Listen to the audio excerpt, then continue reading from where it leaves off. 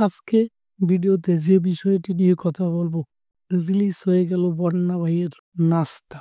অভিনয় করেছে আরশ খান, শফিক আল মামুন সহ আরো অনেকে। ও আমার দেশের মাটি, তোমার পরে ঠেকাই মাথা, তোমাতেই বিশ্বময়ের আসল পাতা। শর্ট ফিল্মটির ট্রেলারেই এর শুরুতে ব্যাকগ্রাউন্ডে চলা এই দুটো লাইনই ২৪-এর গণ অভ্যুত্থানের স্পিরিটকে মনে করিয়ে দেয় জোরালোভাবে।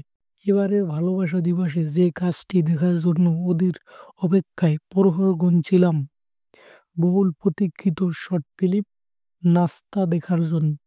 অপেক্ষার অবসান ঘটিয়ে আজ দুপুর ৩টায় ইউটিউবে রিলিজ পায় কাজটি, যেখানে গুণী পরিচালক মাবুর রশিদ বান্না জুলাইয়ের গণ অভ্যুত্থান, স্বৈরাচার ও ফ্যাসিস্ট আমলে নির্মিত আয়নাঘর, একজন বাবাহারা হোম টিউটরের জীবন সংগ্রাম এবং পারস্পরিক সম্পর্কে সত্য মিথ্যার লুকোচুরি চিত্রায়িত করেছেন সুনিপুণভাবে।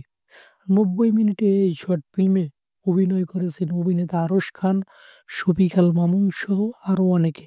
আমাদের সমাজে হোম টিউটর বা গৃহশিক্ষকদের খুবই নিম্ন চোখে দেখা হয়। এ বিষয়টি অতি সাধারণ আমাদের সামাজিক প্রেক্ষাপটে। একজন বাবাহারা অনার্স বা মাস্টার পড়ুয়া ছাত্র নিজের ও পরিবারের খরচ চালাতে এক প্রকার বাধ্য হয়েই গৃহশিক্ষকতা করে, কিন্তু সেখানে তাকে হেয়, অপমানিত, লাঞ্ছিত হতে হয় পদে পদে।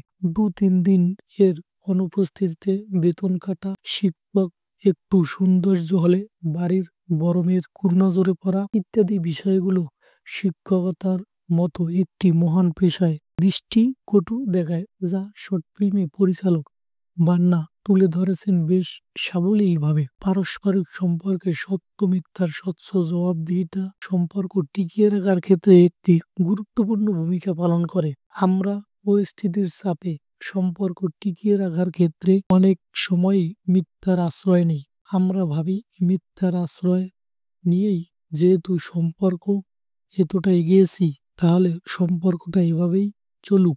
এটা ঠিক যে সব সময় সব সত্য সামনে আসাই ভালো। কিছু সত্য লুকায়িত বা আড়ালে থেকে গেলে সেই সত্য যখন হুট করেই সামনে আসে, তখন সেই সত্যের ফলাফলটা আমাদের জন্য খুব সুখকর কিছুই হয় না, বরং তা আমাদের জীবনের গভীর আঘাতের ছাপ ফেলে দেয়, যা হজম করা খুবই কঠিন হয়।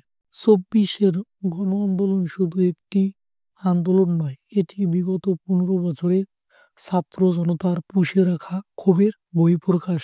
এমন একটি সময় আমরা ছিলাম, যে সময়টায় ফেসবুকের সামান্য একটি স্ট্যাটাস আমাদের মতো সাধারণ মানুষের নিয়ে যেত স্বৈরাচার ও ফ্যাসিস্টের নির্মিত এক ভিন্ন জগৎ আয়নাঘর। সরকার বিরোধী পোস্ট বা বক্তব্য যে বা যারাই দিত, তাদের ঠিকানা হতো এই আয়নাঘরে। ২, ৫, ১০ বছরেও বেশি সময় অনেক মানুষ বন্দী ছিল এই আয়নাঘরে। উল্লেখ্য, ২৪শে জুলাইয়ে শুরু হওয়া কোটা বিরোধী আন্দোলন জুলাইয়ের শেষে এসে রূপ নেয় সরকার পতনে একদফা আন্দোলনে। যে আন্দোলনে প্রাণ হারায় অসংখ্য সাধারণ মানুষ ও ছাত্রছাত্রী। মোটা দাগে যদি বলি, মানুষের ঘামে ভিজলে কাপড় বদলায়, আর রক্তে ভিজলে ইতিহাস বদলায়, যেটি ২৪শে জুলাই আগস্টে আবারও প্রমাণিত হয়েছে। শর্ট ফিল্মে যা দেখানো হয়েছে তা খুবই সামান্য একটি অংশ।